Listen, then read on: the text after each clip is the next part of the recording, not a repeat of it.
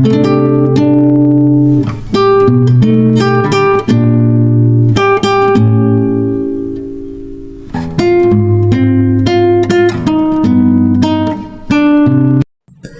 अस्सलाम वालेकुम व्यूअर्स, कैसे हैं आप सब। उम्मीद है कि आप ठीक होंगे, खैरियत से होंगे। मैं भी बिल्कुल ठीक हूँ, खैरियत से और सलामत हूँ। यहाँ मैं एक न्यू वीडियो लेकर आपके लिए हाज़िर हुई हूँ। ये वीडियो थोड़ी सी हॉरर होगी आप लोगों के लिए, बिकॉज़ ये मेरे लिए बहुत ज़्यादा हॉरेबल है ये मोमेंट, और मैं लिटरली ये बात कर भी रही हूँ तो मैं बहुत ज़्यादा स्कैर्ड फील कर रही हूँ, बिकॉज़ ये ट्रॉमा हम पे गुज़र चुका है और ये आप लोग इस तरह से फ़ील नहीं कर पाएंगे, लेकिन ये हमारे पर गुज़रा तो अभी भी हम उस वाले तरीक़ों से नहीं निकले, उस वाले ट्रांस से नहीं निकले। ये वाक़या है आज से 6 साल पहले का ना। आई थिंक मैं छोटी होंगी, 14-15 इयर्स की होंगी उस टाइम पे। मैं 14 की थी, शायद 15 में लगने वाली थी। तो मुझे इतना याद है कि उस टाइम हमारे हालात बहुत अजीब से थे, यानी कि बहुत हमारे हालात ख़राब थे। और उस टाइम हमें घर नहीं मिल रहा था, हमारा रेंट का घर था, हमारा अपना नहीं था उस टाइम पे। तो उस टाइम ना हमने ना एक घर देखा जो बहुत अजीब से एरिया में था, बहुत गंदे एरिया में था, नाज़िबाबाद में था। नाज़िबाबाद नंबर 1 आपने देखा होगा, नाज़िबाबाद नंबर 1 की तरफ जो बहुत गंदा एरिया है, पीछे के साइड में जलालाबाद लगता है, वो वहाँ का ये वाक़या है। ये उसी के एरिया के आसपास का है। वहाँ पे हमने अपने लिए घर देखा, तो उस घर में बहुत कुछ स्कैरी था।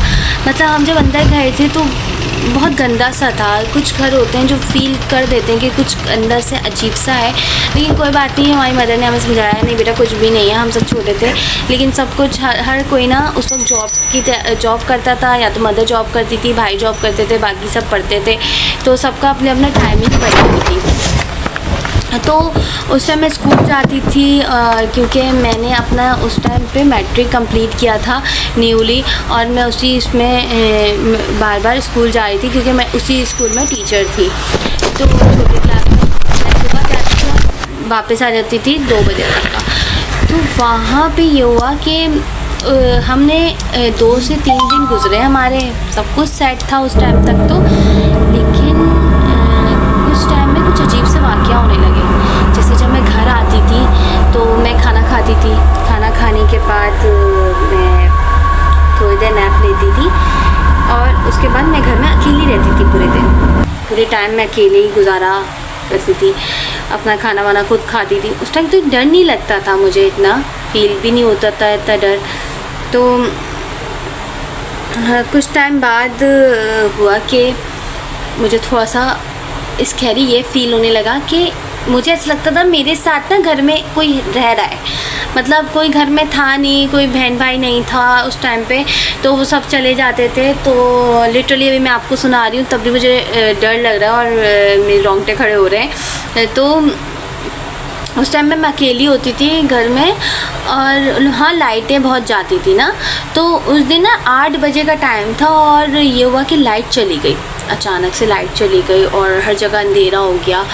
तो उस घर में ना कुछ इतना रोशनी की कोई जगह नहीं थी, तो वो गुप अंधेरा था उस घर में, और वो सिर्फ एक ही कमरा था, हम लोग सब एक ही कमरे में रहते थे।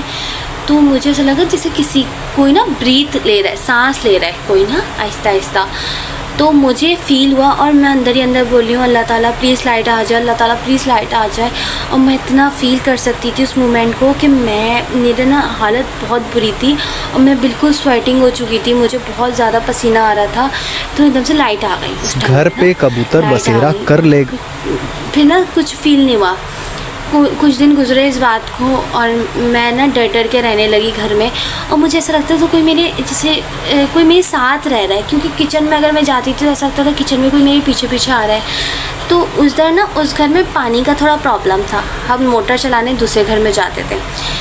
तो उस दिन रात में पानी चला गया, और मम्मा ने बोला कि मैं सबसे घर में छोटी थी तो मैं जाग रही थी, तो मम्मा ने कहा बेटा आप जाओ और मोटर का बटन चला के आ जाओ। मैंने कहा ठीक है। मैं घर से बाहर चली गई। जब मैं चलने लगी तो कुछ कचरा जो मेरे पाँव के नीचे आ रहा था वो दब रहा था, तो मुझे लगा मेरे पाँव से दब रहा है, लेकिन जब मैं रुकी तो पीछे से मुसलसल कचरा दबने की आवाज़ आ ही रही थी। तो मैंने रिवर्स अपने घर की तरफ भागी और मैंने अपनी बहन को बताया, तो मम्मा ने मेरी बहन को भेजा कि ये ऐसी डर रही होगी और कुछ ऐसा नहीं होगा, तुम जाओ। तो मेरी बहन गई, तो मेरी बहन को भी फील हुआ जैसे पीछे से कोई आ रहा है हमें फॉलो करता हुआ। तो लेकिन मेरी बहन जैसी मेरे पास आके मेरा हाथ पकड़ने लगी, ऐसा लगा कोई तेज़ी से निकल गया भागता हुआ वहाँ से। हमने किसी तरह हाथ पकड़ा और बटन ऑन किया और निकले, दोबारा घर की तरफ आए। उस वक्त मेरी बहन को पता चला हाँ ये सही बोल रही थी ये वो बात, लेकिन हमने उस वक्त तक मम्मा को नहीं बताया कि मम्मा परेशान हो जाएंगी ये वो। कुछ टाइम रुके तो मेरी बहन ना वहाँ जल्दी, जहाँ वो जाती थी इंस्टीट्यूट, वहाँ से वो जल्दी आने लगी। अब ये हुआ कि वो जल्दी आती थी मेरे लिए कि मैं डरती बहुत थी। वो आई एक दिन, हम ऐसे ही बैठे हुए थे तो हमें कहीं से रोने की आवाज़ आई किसी की। तो ऐसा लग रहा था जैसे कोई बच्चा रो रहा है किसी का। हमारा घर इतना बड़ा नहीं था तो इसलिए बहुत ज़्यादा आ रही थी। हम बाहर गए, हमने जैसे ही कॉरिडोर की तरफ देखा तो कोई लड़की दिखी जो बिल्कुल नीट डाउन होके बैठी हुई थी और उसके बाल गिरे हुए थे। मुसलसल रो रही थी, वो बहुत गंदा रो रही थी। उसके रोने से ना वहशत आ रही थी मुझे। मैं अपनी बहन के पीछे छुप गई और मेरी बहन आगे खड़ी थी और मेरी बहन ना उस टाइम ज़ोर ज़ोर से बोलने लगी। उसको कुछ समझ नहीं आया कि तुम जो भी हो यहाँ से चली जाओ, हमारे पास कोई रहने का घर नहीं है और हम क्या करेंगे और हम कहाँ जाएंगे, तुम जाओ जो भी हो, हम खुद बहुत मजबूर हैं, तो हमें तंग मत करो। तो थोड़ी देर में ये हुआ कि जैसे ही उसने पीछे देखा मुझे कहने लगी रो नहीं हनी, मुझे बोलने लगी और उससे सामने देखा तो तो अब हम वापस आए, बैठ गए अपने कमरे में ना। बहुत ज़्यादा उस वक्त हम डरे हुए थे कि कौन थी उस वक्त हम। उस टाइम हम वापस कमरे में आए और कमरे में आके थोड़े बैठ गए। उस टाइम तक समझ ही नहीं आ रहा था कि हमारे साथ हुआ क्या है। लिटरली रात हो गई और हमें पता ही नहीं चला कि रात हो गई वहाँ बैठे बैठे हमें। रात में मम्मा जब घर आई तो हमने एक दूसरे से फैसला किया है कि आज हम ये वाली बात मम्मा को बता देंगे और ये बात छुपानी अच्छी नहीं है कि मम्मा से हम छुपाएं ये वाली बात ना, कि हमने ये लड़की देखी और उसके हाथ पाँव पे ऐसे चोटें लगी हुई थी और वो बहुत अजीब सा रो रही थी, जिसके रोने की वजह से ऐसा लग रहा था जैसे हमारा दिल डूब रहा है अंदर ही अंदर ना। और वो हमें तंग नहीं करती थी, वो हमें इस तरह से परेशान नहीं करती थी, लेकिन जैसे छोटा मोटा परेशान करना था उसका। लेकिन अब हमें समझ आ गया था कि हम जो देख रहे हैं हम ये मम्मा को ज़रूर बताएंगे और मम्मा शायद कुछ हल निकालें। तो अब क्योंकि बात आगे बढ़ गई थी और हमें उस घर में अब रहा नहीं जा रहा था, मेरी बहनों में ज़्यादा डरने लगे थे जब से वो दिखी थी हमें। तो उसका ये था कि वो अब हमें ना महसूस होने लगी थी घर में, जैसे हम बैठे हुए थे ऐसा लगता था कोई हमें बैठ के देख रहा है, कोई सुन रहा है हमारी बातें।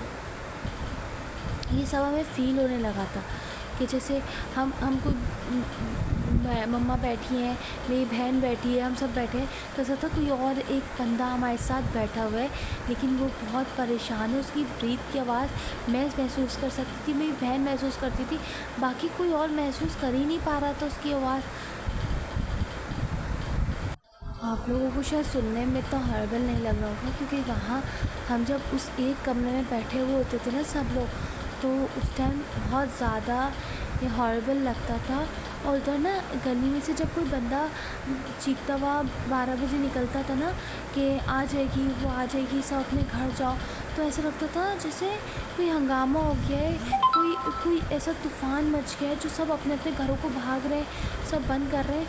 तो अभी भी वो सैंडी एरिया है, अभी भी वहाँ पे लोग रहते हैं, लेकिन हमें वो खाली करे हुए बहुत टाइम हो गया है। और उसके बाद मेरी हिम्मत नहीं होती कि वो उस एरिया में जाऊँ या फिर किसी से पूछूँ कि उसके बाद वहाँ क्या हुआ था या अब क्या है उस जगह के हालात, कि वो घर अभी है या नहीं है। बात ये थी कि मैं उस टाइम में उस घर में ना सो पाती थी, क्योंकि ज़्यादातर टाइम हम जो डरने वाला गुजार रहे होते थे ना, हम वो सो के गुजारते थे कि हम ज़्यादा से ज़्यादा टाइम सो जाएं ताकि वो हमें परेशान ना करें और वो हमें नहीं देखे। और जब से हमने उसको बैठे हुए नील डाउन हालत में देखा था रोते हुए, उसके बाद से हम लोग ज़्यादा स्केयर फील कर रहे थे। और उसके बाद से मेरी बहन और मेरी नींदें उड़ गई थी और ऐसा लगता था जैसे हम ना किसी अजीब सी कब्र में रह रहे हैं, जहाँ हमें हर थोड़ी देर बाद ऐसा लगता है जैसे कोई हमारे आसपास आके घूम रहा है, कोई हमें देख रहा है। और अगर हम कभी शीशे में खड़े होते थे तो ऐसा लगता था शीशे में पीछे से कोई चीज़ अपना थोड़ी दिनों के लिए। फिर हमने घर देखा, लेकिन उसके बाद से वो घर में वहाँ जो हमारे पड़ोसी थे, हमने के टाइम गुजारा था, हमारे वहाँ पे बन गए थे नेबर्स वगैरह। तो उनसे कभी मम्मा की बात हुई तो उन्होंने बताया था कि उसके बाद उस घर में कोई भी रहने नहीं आया। वो घर अभी तो हॉन्टेड हाउस के नाम से ही है और वो घर में अब तक वो किसी को रहने तक नहीं दे रही है, यानी कि लोगों को तंग करती है। और कोई आ भी जाता है तो कोई वहाँ लाइट नहीं जला सकता। और मुझे अब तक ये बात है कि हमें कैसे रहने दिया, आज तक मुझे ये बात समझ नहीं आई कि हमें इतने दिन कैसे गुजारने दे दिया उस लड़की ने। और मुझे क्यों नज़र आई?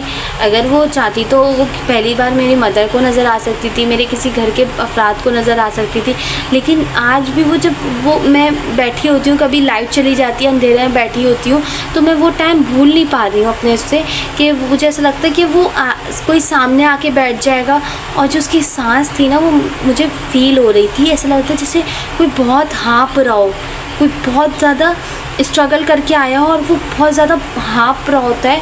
तो उसकी वो बात समझ नहीं आई। और सबसे बड़ी बात, शायद उसको बहुत बेरहमी से उस घर में मारा था, इसलिए वो बहुत तकलीफ़ में थी उस घर में। उस लड़की को बहुत ज़्यादा अजियत दी थी उस घर में, क्योंकि उसका जो टाइम ड्यूरेशन उस घर में गुजरा था। तो सब बताते हैं कि उस टाइम में उसकी ऐसा कोई दिन नहीं था जब उसकी चीखों की आवाज़ ना आती हो, जब उसकी पिटाइयों की आवाज़ ना आती हो, जब उसकी मार धाड़ की आवाज़ ना आती हो। क्योंकि वो कहीं जाती तक नहीं थी, वो कहीं भी नहीं निकलती थी घर से बाहर। लेकिन रोज़ इसका शौहर आता था रात में और रोज़ उसको पूरी रात के लिए मारता था, पूरी रात उस पर जुल्म करता था। और फिर सुबह उठते ही सोता था और चला जाता था घर से बाहर। और वो उसी हालत में घर में रहती थी। उसको आज तक उसी रात में कुछ लोगों ने उसको देखा होगा पहली दफ़ा, वरना उसको घर से निकलते हुए किसी ने देखा तक नहीं था उस लड़की को। लेकिन जिन लोगों ने देखा था वो लोग बताते हैं कि बहुत प्यारी लड़की थी, बहुत मासूम सी लड़की थी और बहुत कम उम्र लड़की थी वो। लेकिन पता नहीं उसका शौहर उस पर इतना जुल्म करता क्यों था। और माएँ अपनी बेटियों को छोड़ के शादी करके क्यों इस तरह भूल जाती हैं कि दूसरा मर्द उन पर ऐसे जुल्म करे। लेकिन मुझे बड़ा अफसोस होता है आज तक का, और ये मुझे बहुत हॉरेबल लगता है। अपनी ज़िंदगी का कुछ हॉरेबल वाक़यों में से ये मेरे लिए एक हॉरेबल है, क्योंकि ये ज़्यादा हॉरेबल नहीं था मेरे लिए। लेकिन ये है कि हमने इससे भी ज़्यादा हॉरेबल वाक़या फेस किए हैं, क्योंकि हम लोग रेंट के घर में रहते थे। आपको पता है रेंट के घर में तो होते हैं, लेकिन ये आज तक मैं याद करती हूँ तो मैं इस वाक़े को भूल नहीं पाती। ये ऐसे वाक़यात होते हैं जो इंसान भूल नहीं पाता। लेकिन आज मैंने ऐसे शेयर करा। अगर आप लोगों को अच्छा लगा तो ज़रूर बताइएगा। मैं अपनी लाइफ के और बहुत से वाक़यात आप लोगों के साथ शेयर करूँगी, क्योंकि मेरा पहला वाक़या हॉरेबल जो मैंने शेयर किया है। और मुझे ऐसी चीज़ों से बहुत डर लगता है, बहुत ज़्यादा स्कैरी फील होता है। तो मैं ज़्यादा हॉरर बातें भी नहीं करती और ज़्यादातर मैं फ़िल्म्स तक नहीं देखती, हॉरर मूवीज़ तक नहीं देखती। और जो लड़की हॉरर मूवी तक नहीं देखती हो और उसके साथ ऐसी ट्रेजेडी फेस आ जाए उसके पास और उसको फेस करनी पड़े, तो वो क्या करेगी इस हालात में। लेकिन अगर आप लोगों को मेरी ये वीडियो अच्छी लगी हो तो लाइक कर दिएगा, शेयर कर दिएगा। Don't forget to press the bell icon, ताकि मैं अपनी आने वाली वीडियोस में और कोशिश करूं और मेहनत करूं और